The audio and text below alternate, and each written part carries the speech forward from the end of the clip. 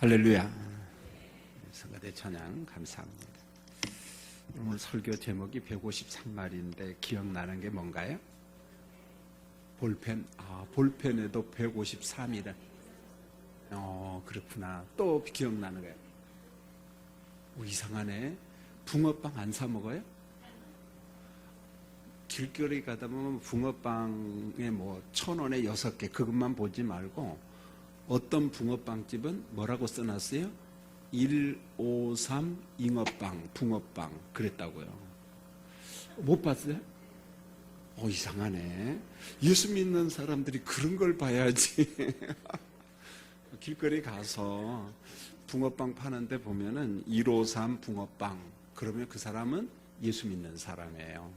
그 153 붕어빵이 성경에서 나온 거거든요, 브랜드가.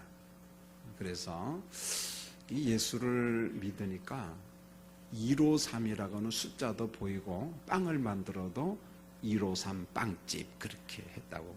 그러니까 153 빵집에 붕어빵을 좀 많이 사서 드셨으면 합니다. 할렐루야. 사드 드시든지 마시든지 이제 제 책임은 아니고. 요한복음 20장의 활동 무대는 도시입니다. 예루살렘이고, 요한복음의 무대는 어부들이 물고기 잡는 이제 갈릴리 호수 시골인데, 우리가 호수 또 어떤 때는 바다, 이 어느 정도 규모가 큰가 가서 보면은요 정말 바다 같아요 보면은. 그래서 제가 찍어온 사진을 한번 보여드릴 테니까 한번 몇 컷만 보시면서 여기 갈릴리 호수가 이렇게 생겼구나, 그래서 바다라고 하는구나. 자, 방송실에 준비가 돼 있으면은 보세요. 저쪽 넘어 있는 게 골란고원이라는 말 들어봤죠?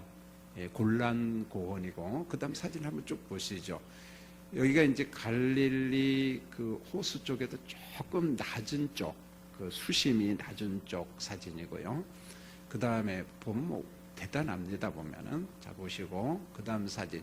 저게 무슨 물고기냐면은 되게 맛이 없어요. 베드로 물고기입니다. 사람들이 이름을 붙였죠. 베드로 물고기. 그러니까 성짓을 내오는 사람은 한 번씩 가서 꼭 먹어요. 그러니까 누가 돈 버는 거예요? 그곳 사람 돈 번 겁니다. 맛은 없습니다, 여러분.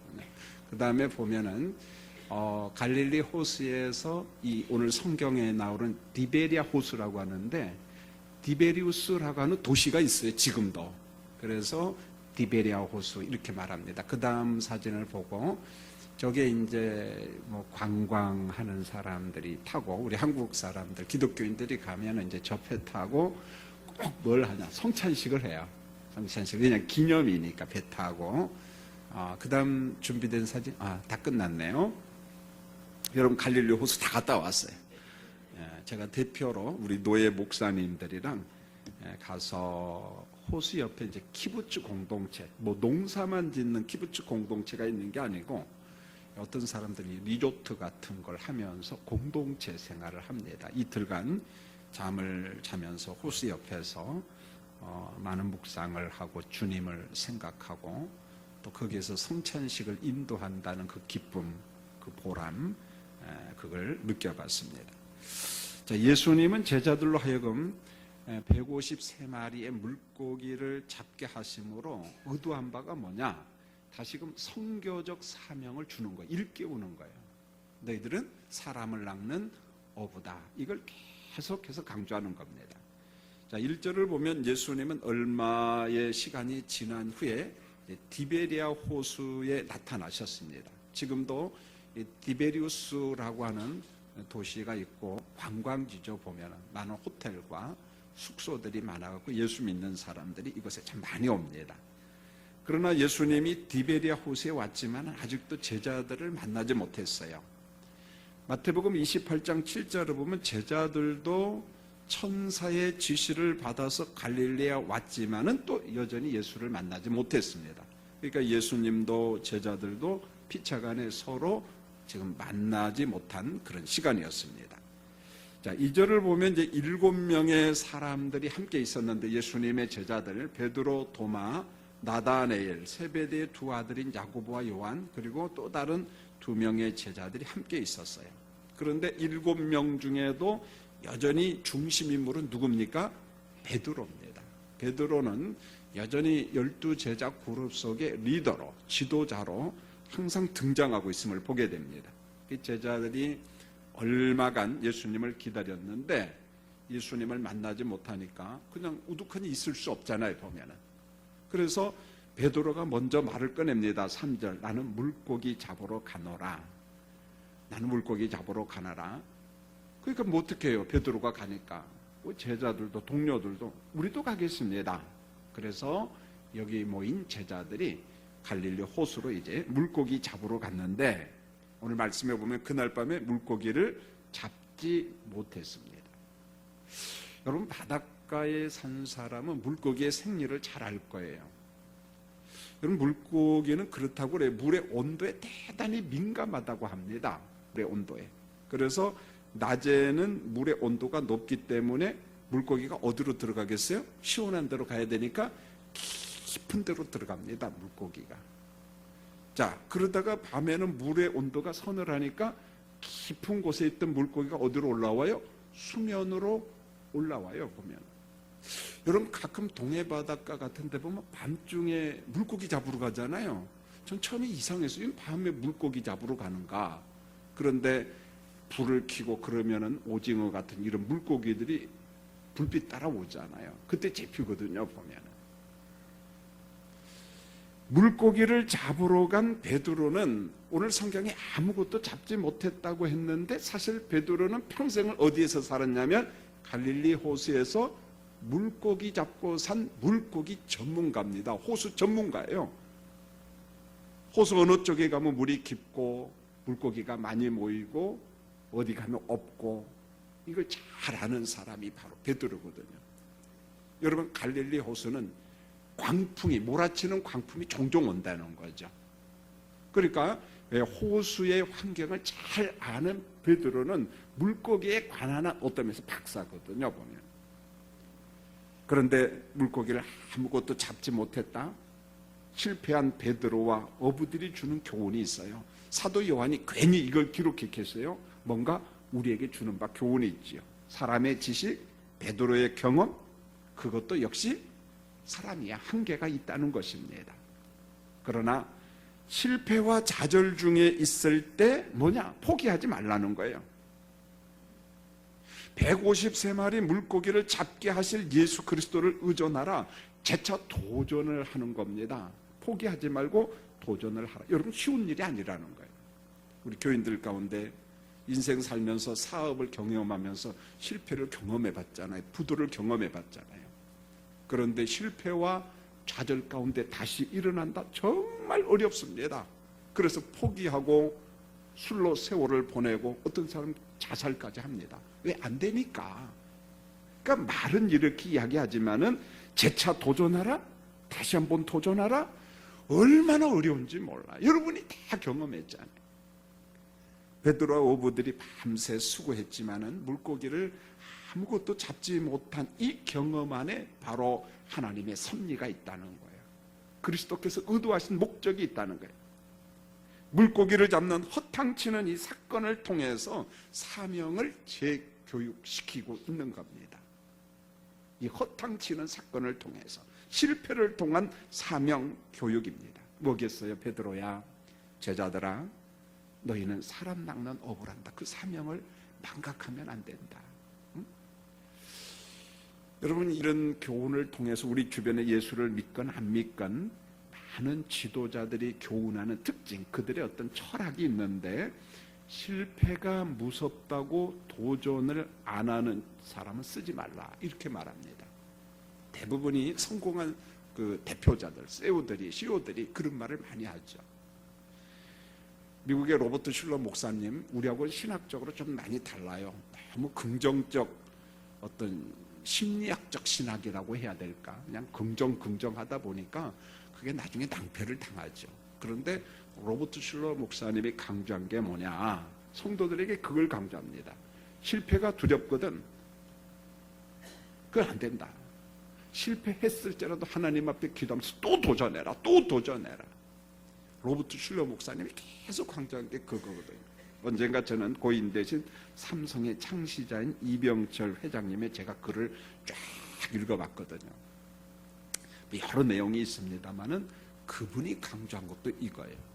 자기가 직원을 쓰고 사람을 데리고 일할 때 실패를 무서워서 그 다음에 도전을 안 한 사람은요, 그 직책에서 그냥 보내버렸답니다. 가라! 넌 필요가 없다는 거예요, 우리 회사. 그러나 한 번 실패하고 두 번 실패했지만은 눈빛이 살아있어요. 한번 또 해보겠다고 하는 사람한테는 일거리를 주고 자금을 주고 막 그랬다는 거예요, 보면. 그래서 삼성이 건설됐다. 그분의 글 가운데 제가 그런 글을 읽어봤습니다. 그래요. 실패와 좌절을 극복한다? 어려워요. 말 함부로 못합니다. 그럼에도 불구하고 우리 예수 믿는 사람들은 기도하면서 성령의 도움 가운데 다시 한번 일어나고 주님을 의존하는 그런 우리 성도들이 되시길 원합니다. 그런 도전이 있어야 돼요. 4절을 보세요. 날이 새어갈 때에 예수님이 바닷가에 서 있지만 갈릴리 디베랴 호수에 서 있는데 제자들이 예수님인 줄을 몰랐어요. 여러분 생각해 보세요. 이른 아침에 물 한 개가 있지 않겠습니까? 그러면 사람을 여러분 구별한다는 게 굉장히 어렵습니다. 여러분 이뿐만 아니라 예수님과 제자들의 거리가 오늘 성경에 보니까 8절에 몇 칸이라고 나와요? 50칸이라고 나옵니다. 여러분 성경을 한번 볼까요? 자, 여러분 성경에 아라비아 숫자가 있을 거예요. 50칸 옆에 일자가 있죠? 빨리 이럴 땐 반응을 보여줘요. 제가 기분 좋아요. 50칸 옆에 1이 있어요, 없어요? 밑으로 내려와 보세요. 몇 큐빗이 나와요? 200큐빗. 한 큐빗이 보통 45cm인데 그러면 200큐빗이면 몇 미터예요? 90m입니다. 90m. 여러분 90m 물보라가 있고 물 한 개가 있고 이럴 때 90m 떨어진 사람이 보일까요? 안 보일까요? 안 보입니다. 그 보이는 건 그 비정상이야. 그 사람 눈은요. 그럼 안 보입니다. 보면은 물 한 개가 있는 새벽에는 예수님을 구별할 수 없습니다. 구별할 수 없습니다. 그런데 5절을 잘 보세요. 예수님께서 제자들에게 이르시되 애들아 이렇게 말합니다. 너희에게 고기가 있느냐? 대답하되 없나이다. 6절을 잘 보세요. 이르시되 그물을 배 오른편에 던지라 그리하면 잡으리라 하시니 이에 던졌더니 물고기가 많아 그물을 들 수 없더라 이렇게 말합니다. 그런데 여기 보세요. 호칭이 얘들아, 헬라어로 테크니아, 테크나 이런 말인데 번역하면 소자들아 그런 말입니다. 자, 이걸 놓고 어떻게 해석해야 될까? 여러 말이 있지만은 그런데 지금 영적으로 공고함 가운데 있는 사람들, 갈등 가운데 있는 이 제자들을 보면서 예수님께서 다른 호칭이 있는데 뭐 제자들아 뭐 이렇게도 할 수도 있고 여보게들 뭐 이렇게도 할 수도 있지 않을까요? 그런데 왜 테크니아 테크나 이렇게 불렀을까? 왜 예수님께서 어른들을 소자들아 왜 이렇게 부르셨을까? 이런 것 같아요. 그렇게 부른 데는 이유가 있는데 아직도 제자들의 영적 상태가 혼란 상태입니다. 마치 이런 거예요. 어른이 아니라 영적 어린아이와 같은 상태입니다. 그게 뭘까요? 제자들에게 십자가 사건은 충격 그 자체였습니다. 여러 번 강조했습니다. 제자들에게 예수님의 십자가의 죽음의 사건은요, 수용하기가 너무너무 어려웠어요. 어떻게 메시아가 나무에 달려 죽을 수 있는가? 이게 그들의 질문이었어요. 지금까지 많은 기적과 능력을 본 저 예수라면은 도무지 십자가에 죽고 빌라도 총독에 의해서 사형 선고를 받을 이유가 없거든요. 왜? 단칼에 베버리면 되거든. 그런데 왜 죽었지? 여기에 생각나는 게 신명기의 말씀이었습니다. 나무에 달린 자는 무엇 받은 자다? 저주받은 자다. 여기 이제 혼란이 온 거예요. 자, 우리는 예수가 메시아인 줄 믿고 따랐어요. 기적을 봤어요. 능력을 봤습니다. 그런데 일개 총독 앞에서 나약한 모습으로 십자가에 죽다니, 그때 생각난 게 신명기의 말씀이거든요. 나무에 달린 자는 하나님의 저주를 받은 사람이다. 그렇다면은 십자가에 죽은 저 예수는 정말 메시아일까 아닐까? 여기에 충격이 온 거예요. 혼란이 온 거예요. 갈등이 온 겁니다. 이게 지금 제자들의 갈등 기간입니다.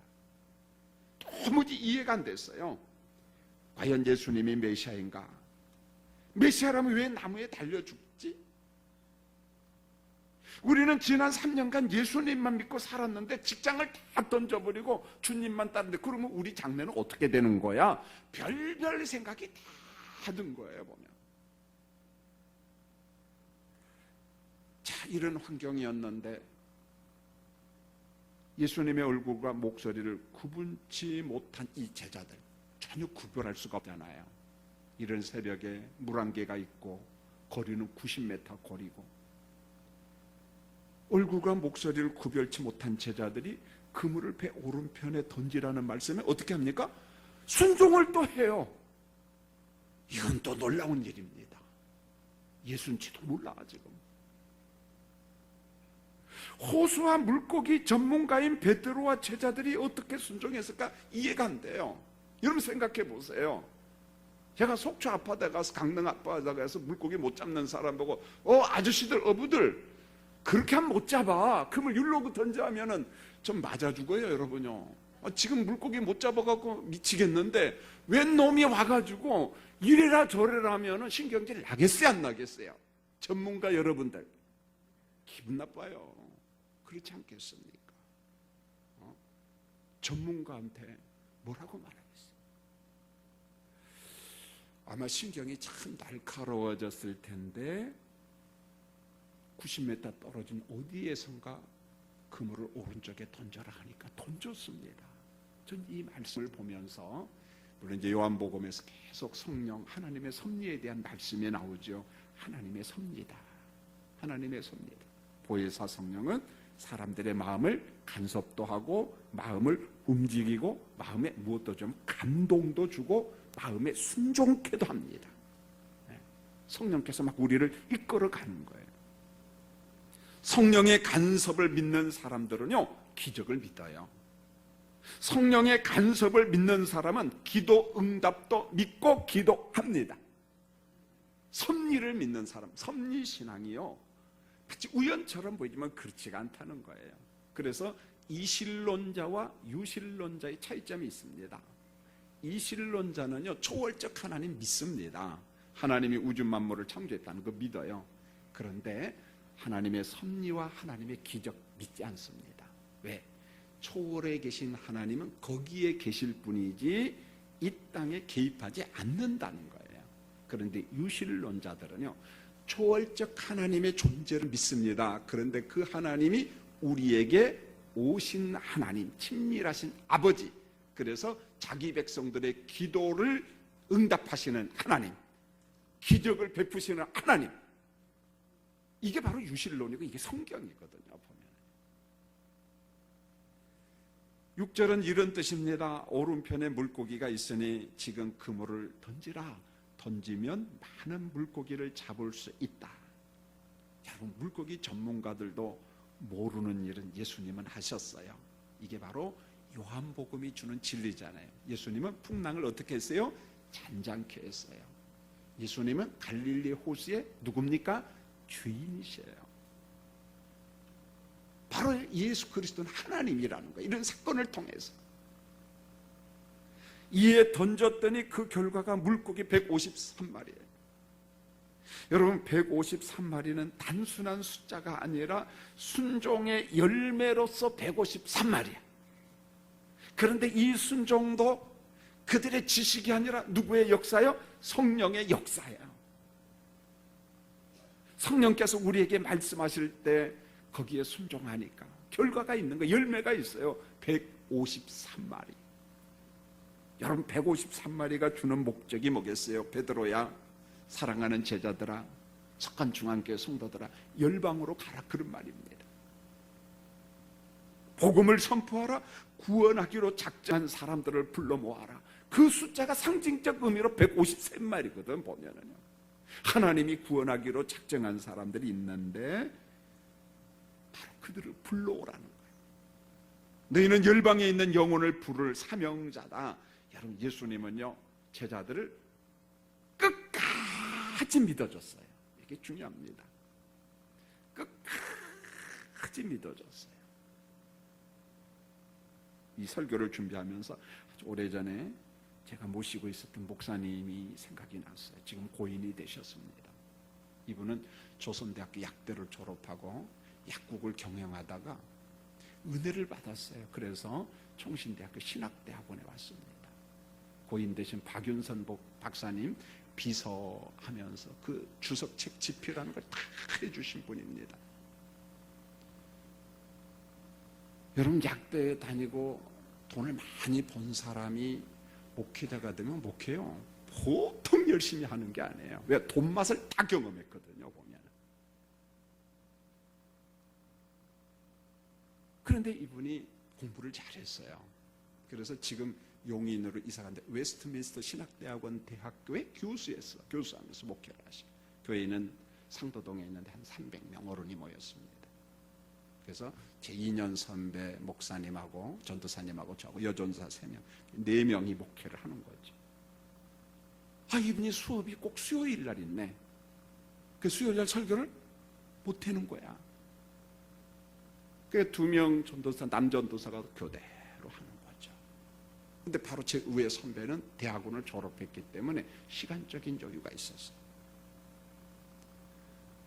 학교가 사당동에 있는 게 아니라 1, 2학년 때는 양지 캠퍼스에서, 용인에 있는 양지 캠퍼스에서 공부하고 3학년 때는 사당동에 와서 공부를 했는데 기숙사가 형편이 없었습니다. 그리고 우리는 그래 개집에서 공부했다. 개막사 같은데 건물만 세워놓고 양지 캠퍼스에 숙소가 없어. 어떻게 해요? 서울서 왔다 갔다 합니다. 아침에 갔다가 수업 끝나면 저녁에 오고, 수요일에 빠져. 요즘은 대학원 다니면서 수요일에 안 오죠. 그때는 그냥 날라갔어요. 그러면 너 교육전도 사지 마 그랬어요. 그런 거 안 봐줬습니다. 인정사정 없어서. 그런데 수요일 저녁 설교를 왜 그렇게 많이 시키는지. 그런데 그때 분위기가 그랬던 것 같아요. 보통 한 학기에 한 8과목 정도 공부를 하는데 미국 쓰인 양반들이 막 공부하고 막 넘어왔기 때문에 맨날 시험에 과목당. 일주일에 맨날 시험에 몇 시간마다. 근데 그것 가지고 학기 말 성적을 내거든요. 성적을 내요. 그러니까 이게 소홀히 할 수가 없잖아요. 그런데 목요일 날 첫 번째 시간이 무슨 과목이냐?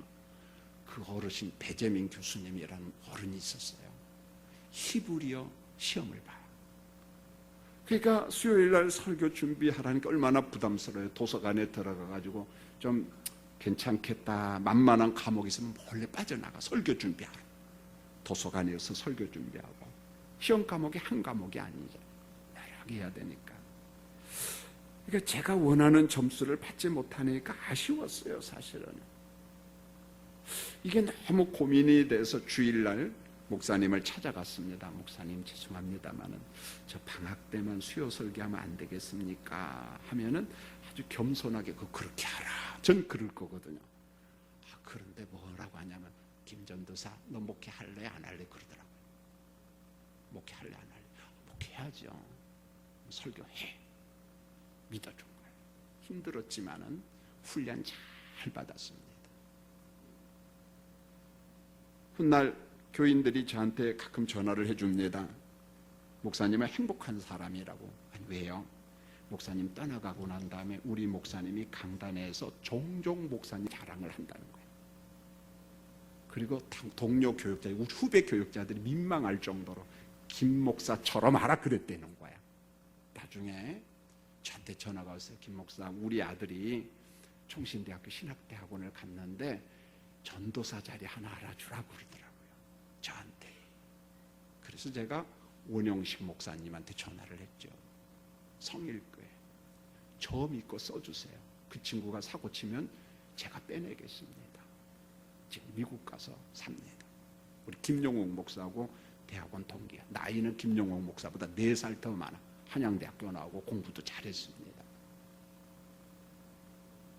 지금 생각해 보니까 그런 것 같아요. 믿어준다는 게 그런 거예요. 내가 데리고 있는 제자 후배 한번 멋진 목회자 한번 만들어 보자. 암으로 세상을 떠났습니다. 장례식을 치르는데 눈물이 나죠. 사모님에게 용돈을 드리면서 사모님이 힘내세요. 저도 담임 목사로서 이 마음이 있습니다. 우리 교회 교육자들을 보면서 여러분들은 어떻게 느끼는지 모르겠어요. 설교의 가난한 끝까지 저는 믿으려고 노력합니다. 그 믿음이 뭔 줄 아세요? 2단계 향상시킬 수 있다. 이게 제 신념이에요. 철학입니다. 지금 하는 설교보다 몇 단계 뛰어 올라갈 수 있다? 2단계. 그래서 저는 종종 그런 생각을 하고 그런 이야기 합니다. 설교를 못하면 저는 안 시키는 게 아니라 잘할 때까지 시키거든요. 잘할 때까지. 왜냐? 나랑 같이 있었던 후배가 목회 현장에 가서 설교 못한다는 소리 들으면요, 좀 화가 나서 못 견딜 것 같아요. 지나간 이야기지만 우리 하 목사가 제 앞에서 눈물을 흘리면서 혼났어요. 소강성 목사가 세대교회 상담 전공한 사람 보내주라고 해서 제가 보냈습니다. 월요일날 연락받고 토요일날 보내줬거든요. 저는 큰 교회에서 설교 훈련 잘 받을 줄 알았습니다. 길이 안 열리고 여러 가지 이유 때문에 우리 교회로 다시 왔잖아요. 설교를 시켰어요. 제가 실망했어요. 그래, 처음이니까 그렇게 2번째 또 시켜봤어요. 실망했어요. 3번째 또 시켜봤어요. 완전 팍 실망했어요. 제 서재실로 불렀어요. 엄청 혼났어요. 너 새해등께서 뭐 했냐? 울면서 그래요. 목사님, 신방하다 보니까 설교 훈련을 못 받았다는 거예요. 그 말을 듣고 너무 기가 막히고. 네가 목사인데 목사가 어떤 이유든지 설교 훈련 안 하면 너 어떻게 되냐 너. 그리고 난 다음에 눈물을 흘리면서 다시 한번 도전해 보겠습니다. 지금까지 그래왔어요. 지금도 기도합니다. 하나님, 우리 교회 교육자들 설교 하나만큼 어디 가든지 잘하게 해주세요. 이거 못하면 목회 못해. 특수 목회해야 돼요. 목회 포기해야 됩니다. 행정 잘한다, 그것은 후의 문제라니까. 혹시 여러분의 가족, 자녀, 조카, 손자, 손녀들 가운데 목회자의 길을 간다면요, 필사적으로 기도해 주셔야 돼요. 무슨 기도요? 설교할 때 능력 있게 해주시라고, 설교 쉽게 잘하게 해주시라고, 설교할 때 교인들 은혜 받게 해주시라고. 할렐루야. 그 기도 안 하고 목회자의 길을 가서 나름대로, 아니요, 처자식 죽을 고생시킵니다. 아니, 처자식만 고생시키는 게 아니라 교인들 죽을 고생시켜요. 왜? 은혜 못 받거든. 목회자 길 가지 말아야 돼요. 끝까지 믿고 기도하면은요, 2단계 업그레이드 돼요. 제가 보니까. 물론 타고날 때부터 말쟁이가 있어요. 진짜 잘합니다. 제가 볼 때 우리 교회 말쟁이들이 있었어요. 김용옥, 양요승, 지금 우리 최윤식까지 포함해가지고 정말 잘. 이건 타고난 은사야. 내가 보니까 이건 공부해서 되는 게 아닙니다. 이건 연습해서 요 사람들 못 따라잡아. 그 타고난 꾼들이거든요. 보면 그렇지 못한 사람 그 어떻게 하느냐? 따라잡을 수 있어요. 끝까지 믿고 여러분 정말 부탁합니다. 자식들이 목회하면은요, 정말 그 자식을 위해서 하나님 은혜 주세요. 기도 필사적으로 해야 돼요. 7절입니다. 예수께서 사랑하시는 그 제자가 베드로에게 이르되 주님이라 하니. 여러분 잘 보세요. 문장을 7절을 한번 읽어볼까요? 자, 같이 한번 읽겠습니다. 시작. 예수께서 사랑하시는 그 제자가 베드로에게 이르되 주님이시라 하니 시몬 베드로가 벗고 있다가 주님이라 하는 말을 듣고 겉옷을 두루내 바다로 뛰어내리니라. 여러분, 예수께서 사랑하시는 그 제자, 이름이 안 나오지만 누군가 이제 알죠? 우리가? 누굽니까? 예, 맞아요. 여러분 요한복음 제대로 공부한 거예요. 예수님이 사랑한 제자 요한이에요. 그런데 물가에 서 계신 분이 예수님이라는 말을 듣고 베드로가 즉각 행동을 취합니다. 바다로 뛰어내렸습니다. 바다로 뛰어내렸다니까 뭐 옆에가 육지 아니에요. 조금 전에 몇 미터 떨어졌다고요? 여러분 90m 수영해서 갈 수 있어요? 이거 쉬운 게 아니라니까. 그런데 90m 거리에 있는 예수님께 단숨에 수영을 해서 갑니다. 여러분, 다른 제자들은 8절을 잘 보세요. 어떻게 가는가? 자, 8절을 한번 읽겠습니다. 시작. 다른 제자들은 육지에서 거리가 불과 한 50칸쯤 되므로 작은 배를 타고 물고기 등 그물을 끌고, 다른 제자들은 어떻게 갔어요? 배 타고 갔다니까, 여러분. 그거 뭐 베드로가 그냥 했다니까 막 첨벙첨벙 그게 아니라니까요. 여러분, 우리가 여기에서 베드로와 요한과 다른 제자들과 그 성품을 좀 비교할 수가 있잖아요. 이게 참 중요한 거거든요, 보면.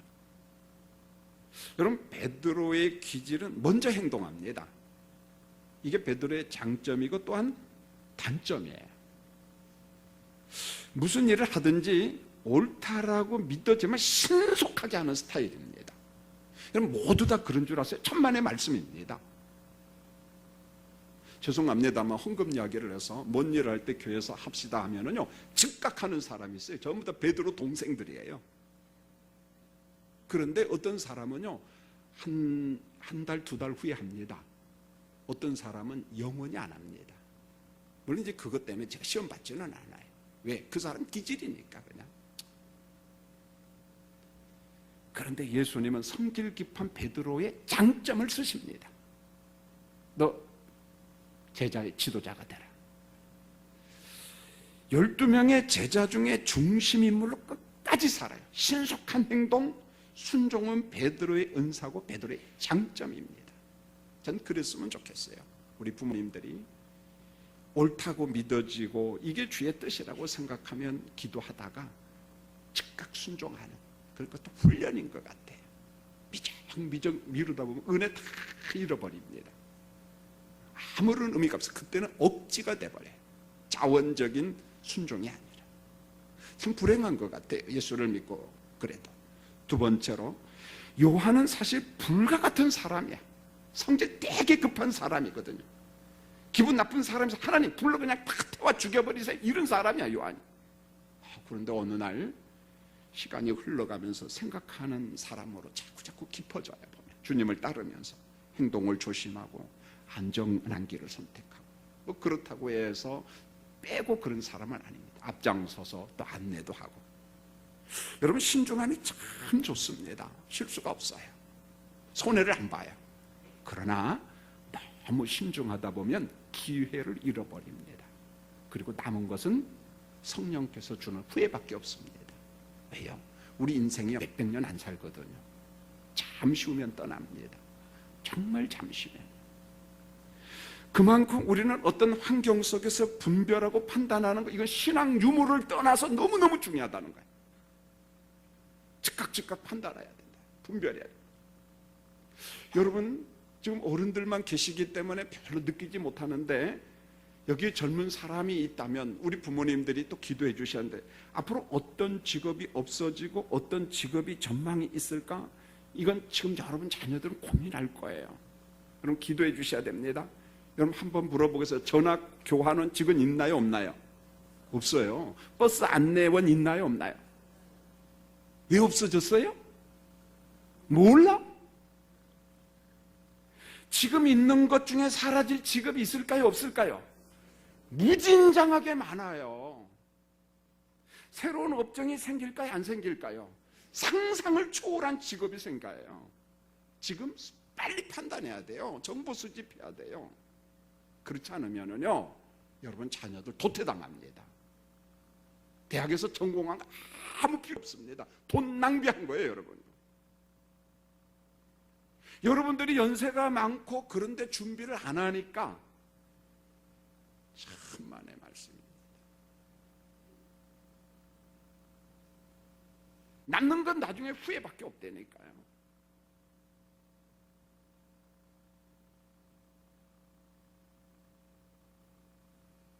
팔절을 보세요.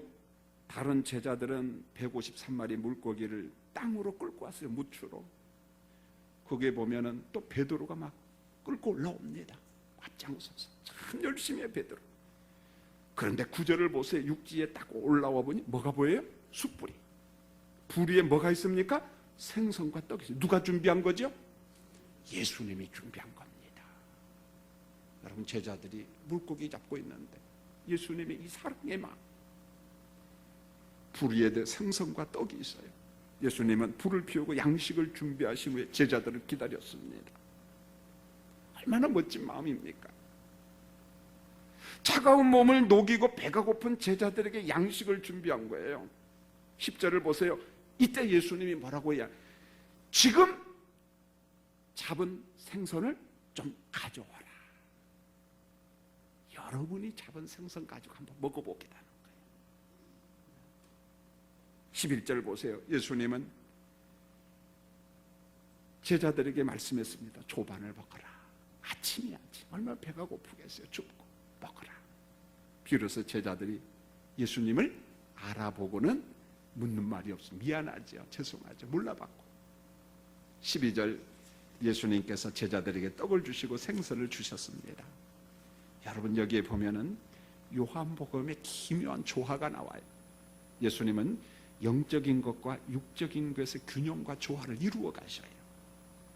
예수님의 사역의 우선순위는 사실은 영적인 겁니다. 그것을 위해서 왔어요. 그러나 육적인 것, 일용할 양식을 버린 적은 없습니다. 여러분, 요한복음 6장을 보면 오병이의 기적을 통해서 양식을 공급했어요. 양식을 공급하신 이후에 예수님께서 뭐라고 말씀하신 줄 아세요? 요한복음 6장 27절 읽어볼까요? 자, 한번 요한복음 6장 27절 찾아보시죠. 같이 한번 읽겠습니다. 시작. 썩을 양식을 위하여 일하지 말고 영생하도록 있는 양식을 위하여 일하라. 이 양식은 인자가 너에게 주리니 인자는 아버지 하나님께서 인치신 자니라. 오병이의 기적을 베풀고 배부르게 먹고 난 다음에 예수님이 뭐라고 이야기냐면, 썩을 양식을 위하여 못하지 말고 일하지 말고 영생하도록 있는 양식을 위하여 일하라. 이게 뭔 말입니까? 육의 양식이 필요 없다? 아니에요. 건강을 유지하는데요, 육의 양식 필수입니다. 탄수화물, 단백질, 지방 필수예요. 그러나 아무리 진수성찬을 먹고 오래 산다고 해도 그 사람 죽어요, 안 죽어요? 왜 죽지요? 잘 먹었는데. 잘 먹으니까 또 더 잘 죽어 보면은요. 한 번 죽는 것은 사람에게 정한 이치야. 이런 면에서 예수님 뭐라고 이야기하냐, 오병이의 기적을 베풀고 배부르게 양식을 주고 난 다음에 육의 양식은 썩음의 양식이다. 그걸만을 위해서 일하지 말라는 거야. 육의 양식이 필요 없다는 말이 아니에요. 예수님은 기적을 베풀어서 먹이셨어요. 광야에서도 만나를 공급했어요. 메추가라기를 주셨어요. 그런데 오늘 요한복음이 강조하는 게 뭐냐? 육신보다 더욱 가치가 있는 것은 뭐냐? 영적인 거라는 거예요. 영생의 나라를 위해서 일해야 된다는 거예요. 이게 바로 요한복음의 결론이에요. 여러분, 일반 은총인 육의 양식을 위해서 일을 해야죠. 자녀 교육도 시키고 우리가 노후 준비도 해야 되고 그 속에 소소한 행복이 있거든요. 사도 바울의 노동관을 보세요. 자기 손으로 일을 하지 않는 사람은 게으른 사람이니까 먹을 자격이 있다 없다? 없다는 거예요. 일반 은총 영역에 있는 육의 양식은 참 중요해요. 여러분, 먹음의 즐거움이 얼마나 기쁜가요? 소화제 먹어. 그러면서도 먹어요. 왜? 행복하니까. 엔돌핀이 먹을 때 막 팍팍 돌아요, 보면은요. 요즘 우리 교역자들이요, 막 불쌍해 죽겠어요. 밥 한 공기면 반절을 덜어.